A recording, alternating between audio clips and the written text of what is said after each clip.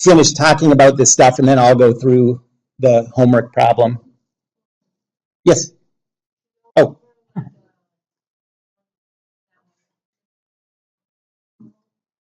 Sure. Yeah. You have it there? Anybody have it? Particle static. Go. This is the one. Particle statics number 5.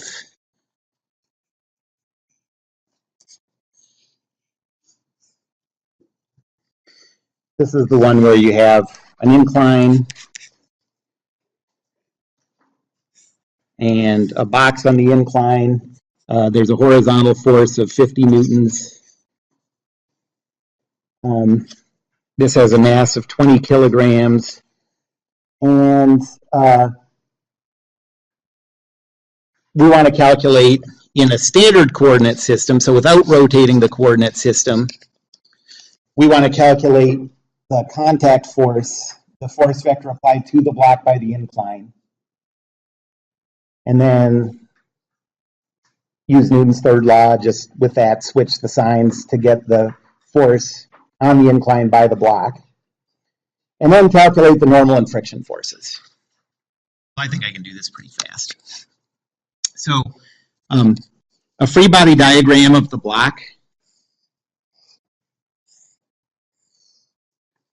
There's a weight force. That's 196.2. There's a force of 50 newtons. And then there's a contact force. And this was before we started doing, like right at the beginning of starting to do joints. And so in statics, we're going to think of this as a joint. The connection between these two bodies is a friction contact, and that means it's an unknown force vector. So I'll just call it the force vector R. It's best. So Newton's second law says Rx, Ry, plus negative 50, 0, plus 0, negative 196.2 is equal to zeros. And so that contact force R is equal to 50, 196.2 in newtons. So that's all there is to it. And that force is made up of a normal force and a friction force. It's just that in this non-rotated coordinate system, we don't have it broken up into those two pieces. We have it broken up into pieces, components in two different directions. So you can think of this as made up of, well, this is in the first quadrant. So you can think of it as, if you draw this out, this force vector is something like this, right? It's in the first quadrant, it's less horizontal than it is vertical. And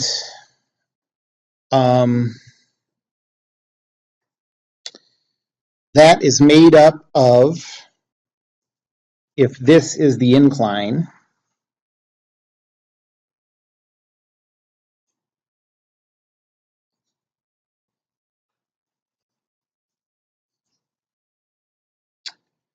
that's made up of a force this way, that's the normal force.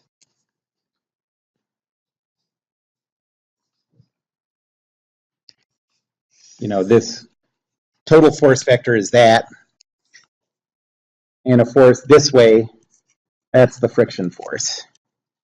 That's, the green is the normal force.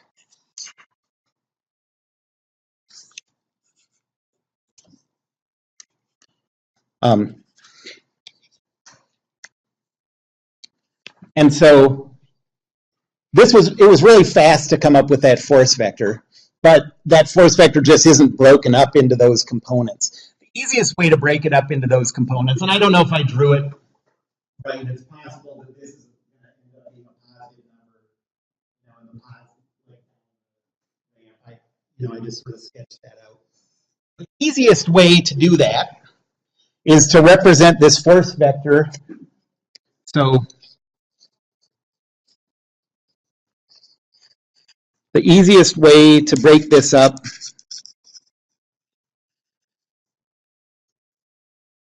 into the normal and the force of friction is to rotate the coordinate system.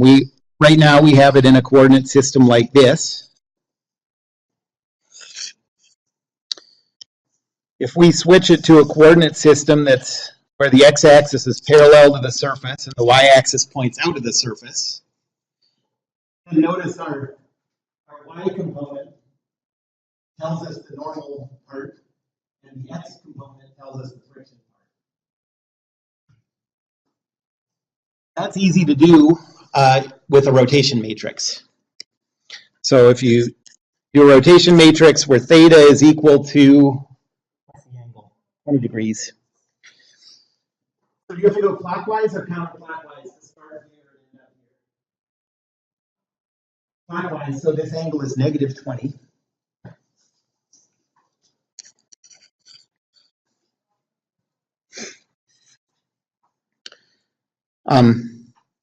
And so the rotation matrix is cosine of negative 20,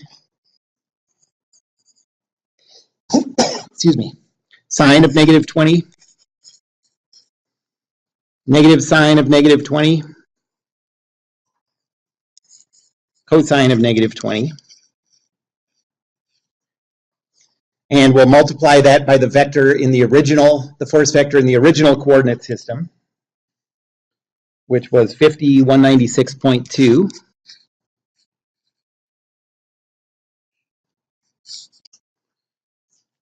And can anyone do that quickly in their calculator?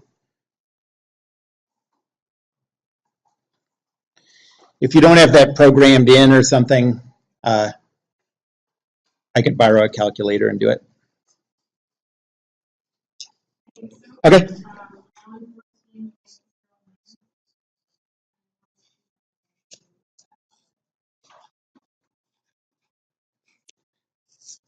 Okay, someone let me know if they get that same thing or if they get something else.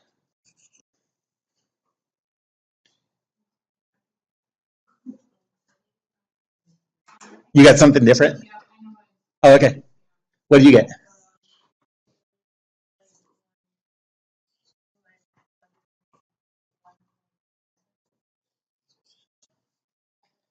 Okay, tell me 241. Is that what you said? 20.212. Okay. 201.47. Okay. Okay. And then that matches the way I sketched it.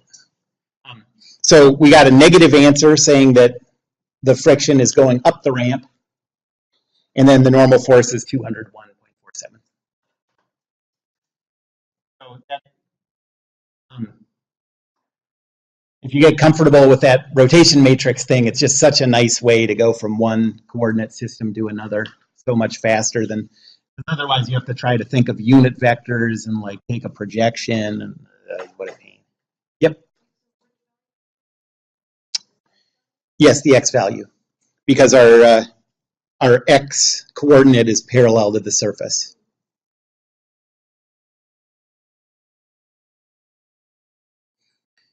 Any other homework questions before I get back into friction? Yeah.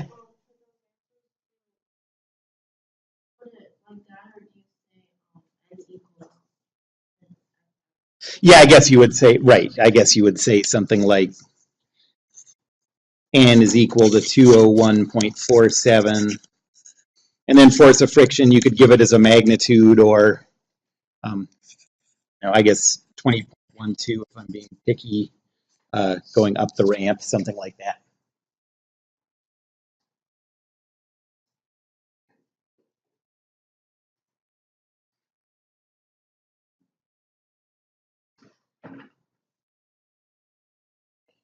All right. So let's do the friction problem first. Okay. Back to friction.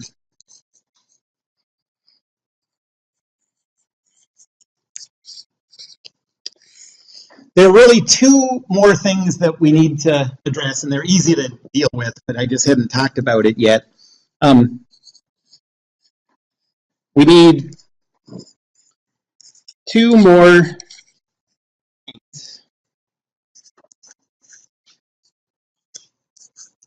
to do square-threaded screw problems.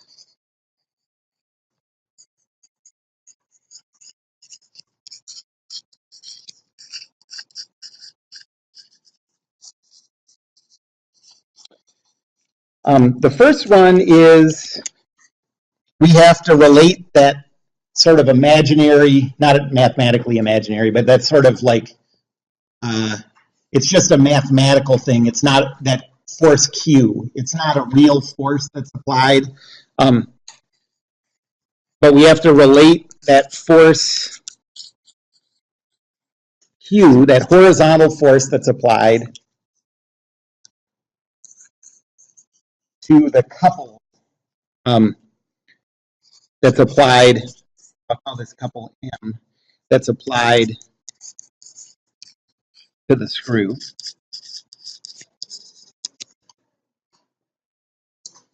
And then second,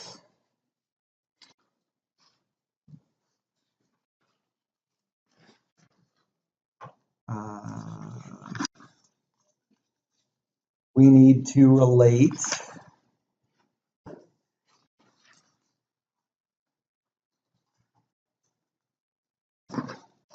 I don't have it here. But we need to relate the angle of the ramp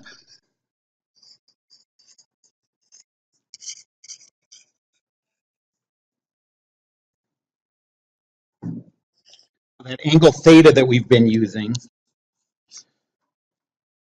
to the lead of the thread.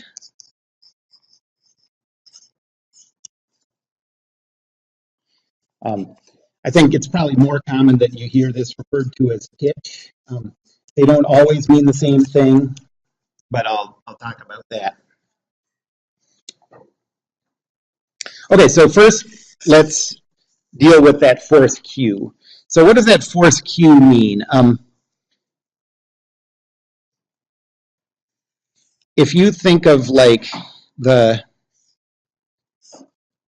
so here's the thread of the screw. Remember, we're treating it like the entire thread is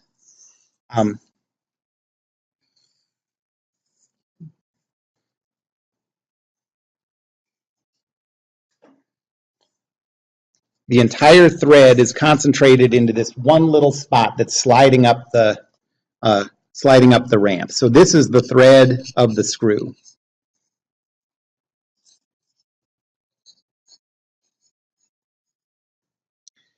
This is the external thread, the thread in the nut or whatever it's articulating with.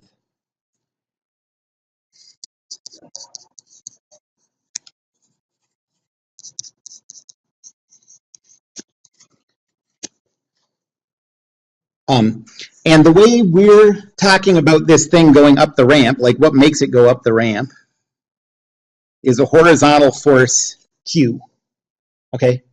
But if that's really a bolt, a screw, you get it to go up the ramp by applying some kind of couple to the bolt, like a screwdriver, or you use a handle on a jack. So we have to relate this to the couple you're applying to the screw. So let me draw this again from the side.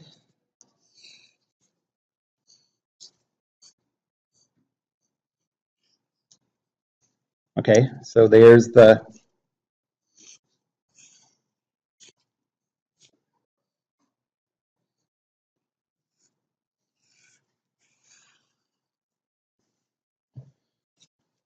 thread of the screw.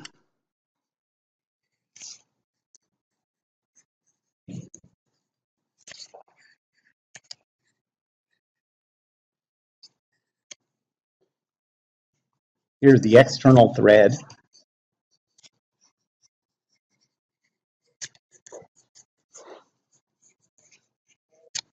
And we're thinking about making this screw turn by applying a force Q to the back of the thread. And so what we really need to know is just the distance from the center of rotation, that's the center of the screw,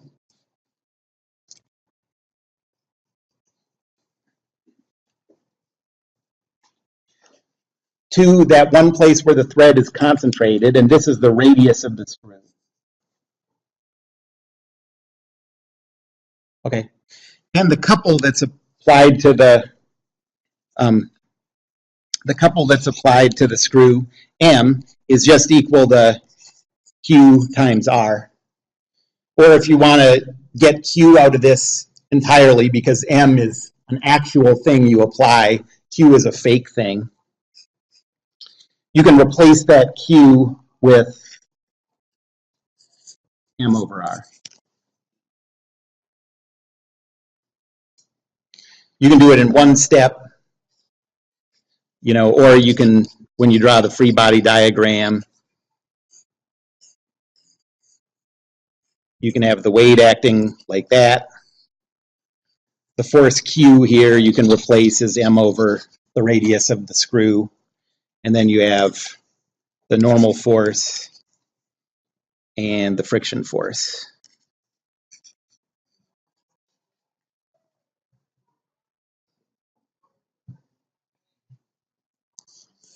Any questions about that? Yep. Yes. And you might think, like, why would you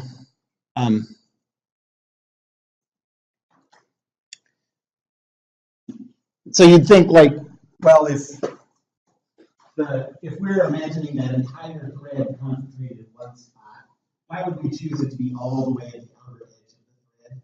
That thought might occur to you. Remember that the moment goes up,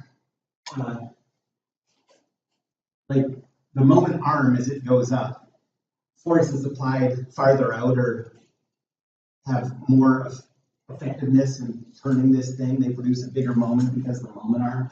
And so the outer distance has a bigger effect on this than the near stuff. And so we just approximate it as being concentrated at the outer edge of the thread. Okay.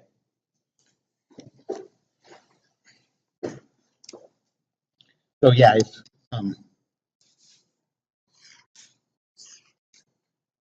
if this is the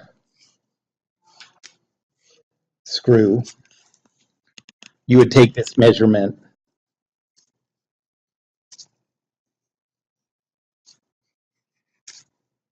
like this.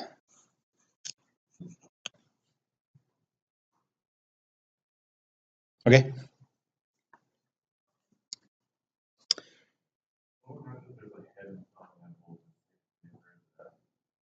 If there's a head? No, just so all we care about is the threads. If there's a head on it, that would determine how you're applying that couple. So, like, if it has a head on it and you're applying the couple with a screwdriver, which I don't think is very common. Normally, if you're making the effort and the expense of making a square threaded screw, you're going to apply big enough forces that you need some kind of big lever. But imagine that you're using a head to turn it with a screwdriver. Then the head would be used to determine, based on what you're doing to the screwdriver, what the couple is that you're applying to this thing.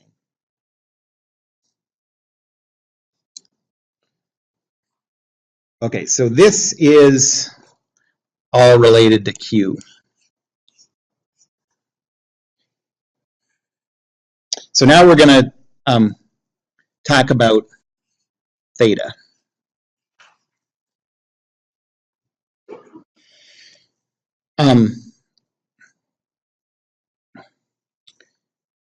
And here is what the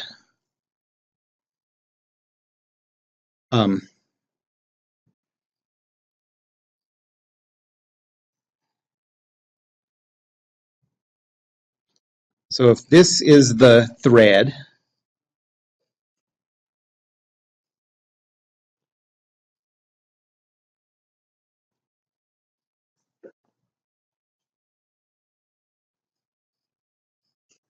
okay, and you imagine this is an ant.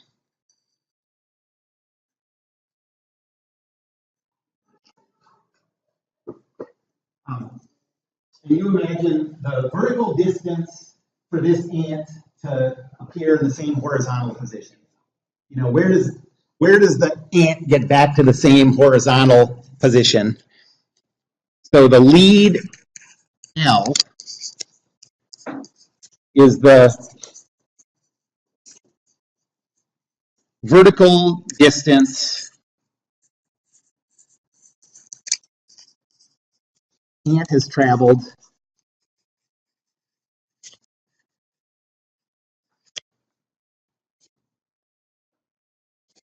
when he goes one time around. I don't know if it's a boy, actually. I don't know how to tell with an ant.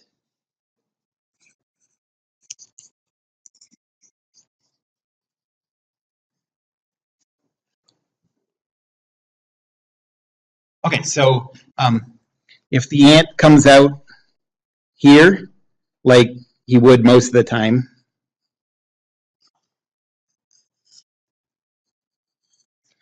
then this distance is the lead. This is supposed to be the thread. That picture doesn't look so great, but you follow what I'm talking about?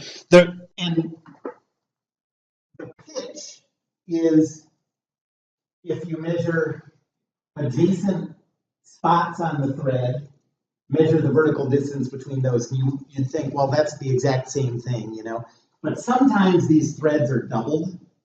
And so if you have a double threaded screw, this ant, when he goes around, wouldn't come back to that same horizontal position here. He'd come to the same horizontal position here. You know, it's two separate threads. Okay, and theoretically you could do that with more than two also. But then in that case, this would still be the pitch, but the lead would be from here to here. Okay.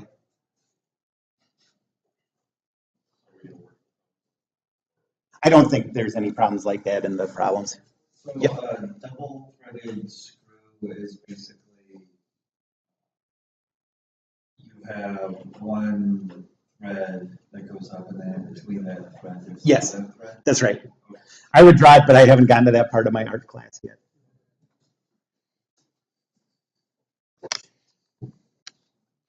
Okay, so now the idea is to relate the lead to the angle theta. Imagine straightening out the thread, removing the thread from this screw.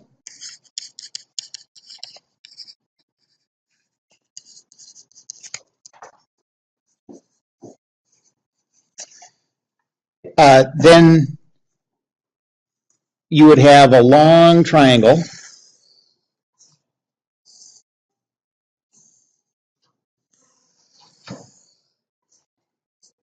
Okay, where the vertical displacement over one rotation is the lead. The angle we want is this. And what's the horizontal distance? The circumference, yep. So this would be 2 pi r.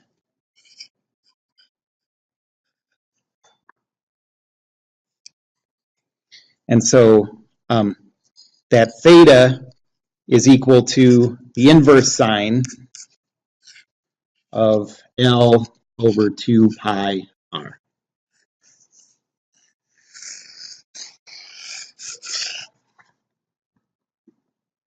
And the lead and the radius, those are things that if you go to the hardware store, those are listed on the box of screws or whatever. That angle, it'd be nice if that angle was listed instead, easier to calculate, but we can get the angle from those. Yep. The sine of theta is opposite. Oh, no, it's not. Dang it. Inverse tangent? Yes. Yes.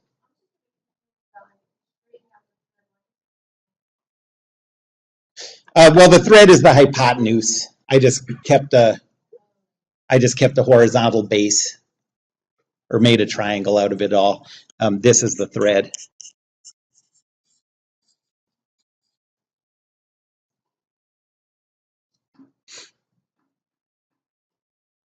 Any questions about that? What happens when you take the sine of the inverse? If you take the sine of the inverse tangent, you go like this. So you have a triangle. I bet you'll remember doing this somewhere back in the recesses of your memory. So you have this triangle with an angle theta. If this angle's theta, then we know that the ratio is L over 2 pi r. And so we know the length of the hypotenuse is L squared plus 4 pi squared r squared all square root. And so the sine of that inverse tangent is equal to L over that square root. But you know what's a lot easier than that is just calculating a numerical value for theta. Yeah. Right. Right. So I don't care. I mean, I guess you're throwing away you get a little round off error built in if you do that, but I'm not really worried about that. I just want you to sort of understand the idea here. So you can just plug in L over 2 pi r, take the inverse tangent to get theta, and then just use that theta with the sine on your calculator. Oh, okay. Anybody have that friction problem that I assigned?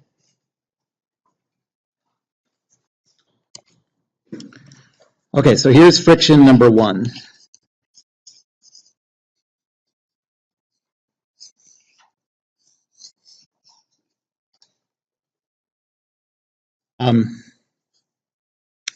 Well, this is the screw, and it's connected to a handle.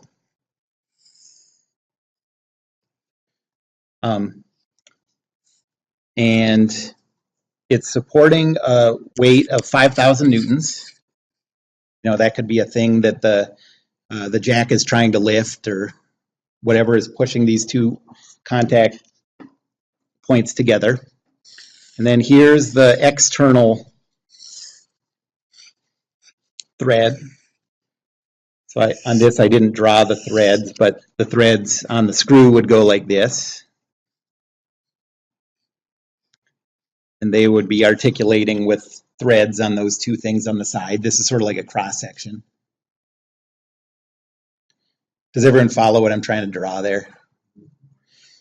And then in order to turn this screw, we know that we're applying a force to the end of this handle, and the handle has a radius of 0.45 meters.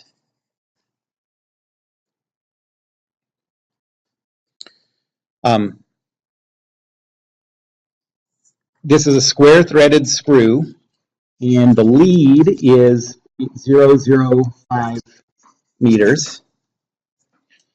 The radius of the screw is 0.015 meters. The coefficient of static friction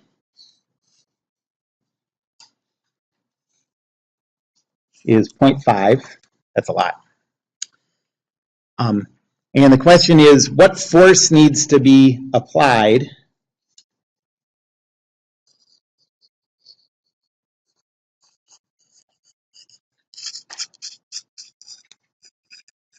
to the handle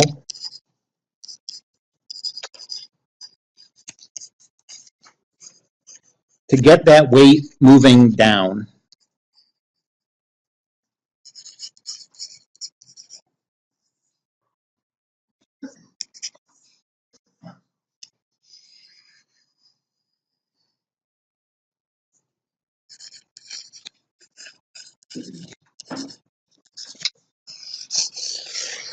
Okay. Well, you always have to ask yourself, is gravity helping you or hurting you? That's how we're going to figure out how to turn this into a drawing of a thing, of a box on an incline. Is gravity helping us move this weight down, or are we fighting against gravity to move it down? In this case, because the direction that weight's applied, gravity's helping us, right? And so this is the equivalent of trying to slide this box down the ramp, okay? So the W, yes. That's right. And yeah, I'm glad you mentioned that because, right, yeah, and there can be cases where it's not actually a weight, you know, it's a force applied by something else. But really the question is that applied external force helping you in the direction you're trying to move the threads or hurting you? Okay, so here's our triangle.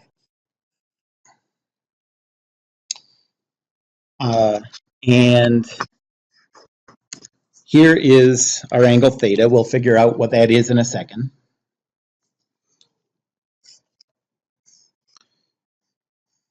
Here's the box that represents the thread of the screw. And if we're trying to get this moving down, which way is our Q going to be applied? And remember, this Q is always horizontal, but it's going to be moving in the direction that goes down the ramp. And then our weight force is this way. This is 5,000.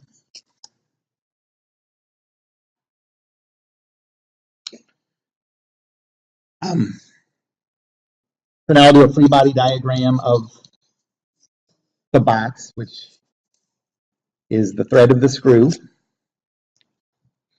We have this downward force of 5,000. We have a horizontal force Q. We have a normal force that's perpendicular to the surface. And which way is friction acting? Against the motion we're trying to cause. It's always, like if Q is going to the left, it's always going along the ramp to the right and vice versa. So the friction force is parallel to the surface, but this way. And it's equal to 0.5 N.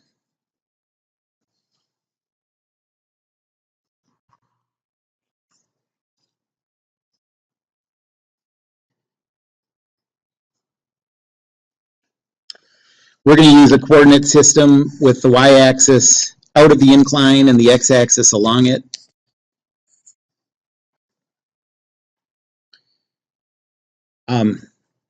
And so if we think of going, I'm going to use the rotation matrix to do this. Q and W are easy to represent in this coordinate system.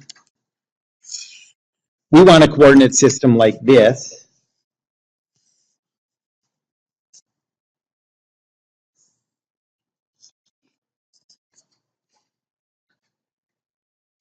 And so our angle is going to be positive. So theta is equal to positive. Now that angle is going to be the inverse tangent of the lead, 0.005 meters, divided by 2 times pi times 0.015. And so can someone calculate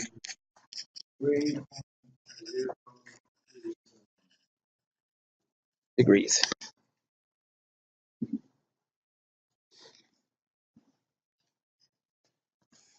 A rotation matrix to go from this coordinate system to the rotated one is cosine of 3.037,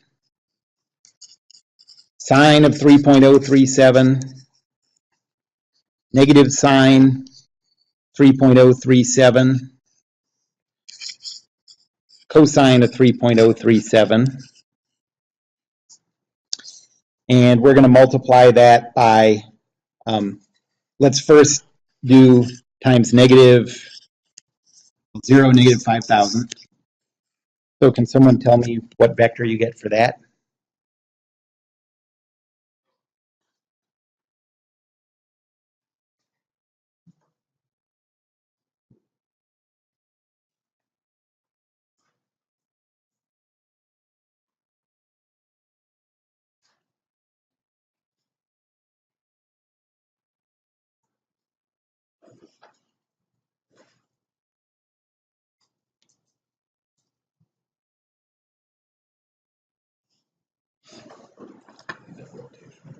What? Yeah, you should put it in there. It's worth it.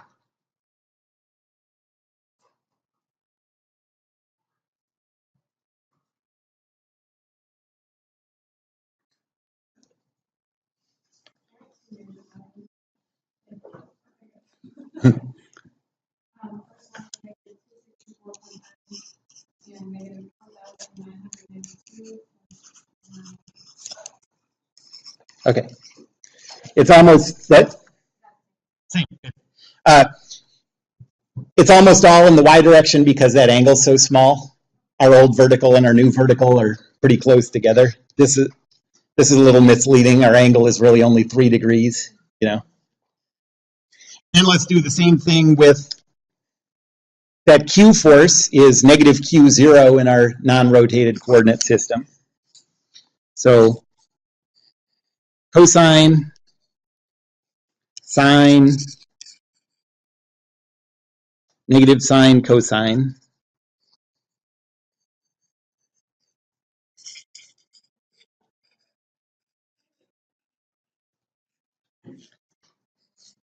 Times negative Q0. And what do you get for this?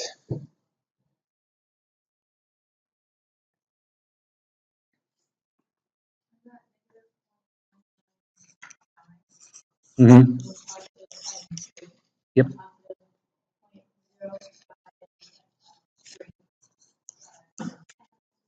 Okay.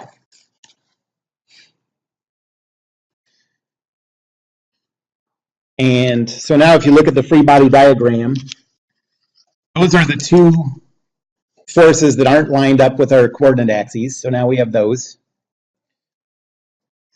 So Newton's second law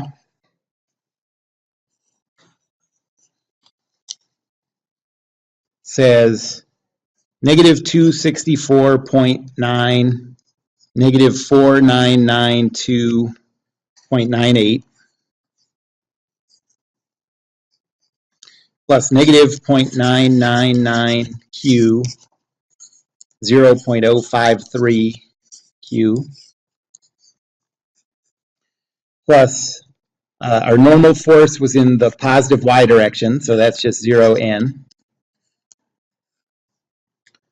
Our friction force was in the positive x direction, so that's just 0.5n 0.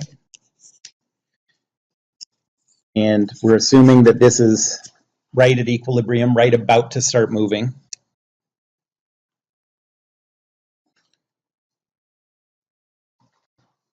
And so now we have this system of two equations. The first one says negative 0.999 Q plus 0.5 N is equal to positive 264.9. Our second one says 0.053 Q plus N is equal to positive 4992.98.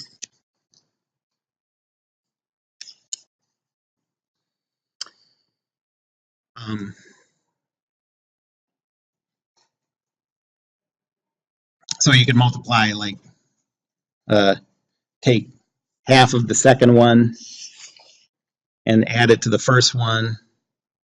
I don't know. Can someone solve that for me, however you want? And, I just screwed that up. Equal to 4.05727 times 10 to the third. So 4,000, what was it, 40? Okay.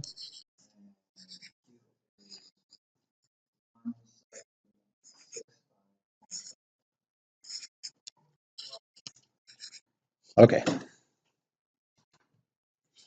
But that's Q. That's not a real force, right? That's not the force, the actual force that we need to apply.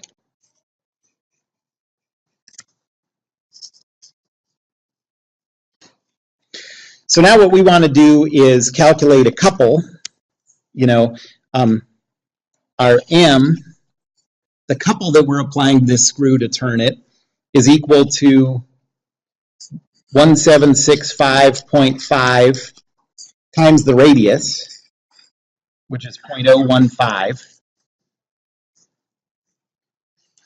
So what's that equal to?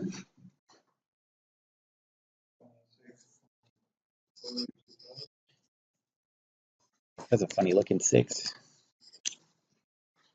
6.48.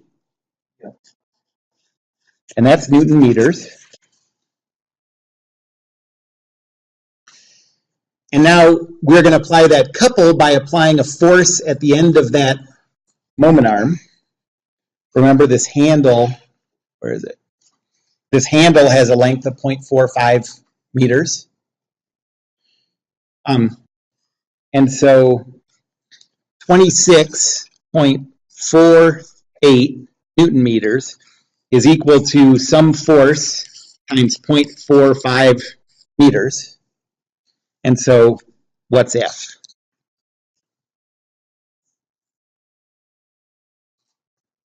Uh, 58.85 newtons. So that's the magnitude of the force you have to apply to that handle to make this start to move down the incline, down the thread. What do you think the answer would be if we wanted to see how to get it to start moving up the thread? Would it be bigger than that or smaller than that? It would be bigger because that 5,000 Newton force would be fighting against us in that case. In this case, we just did. It's actually helping us move down the ramp. Yes?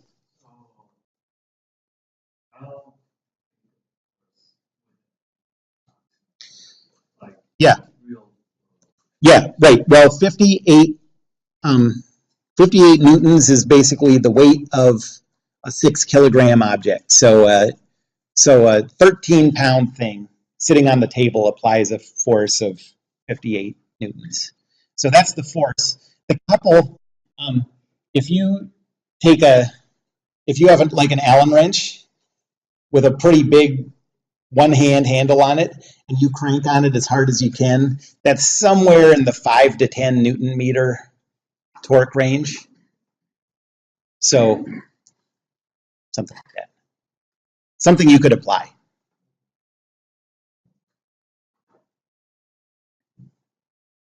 But you wouldn't be able to apply that much torque with a screwdriver. You need that big lever arm to do it.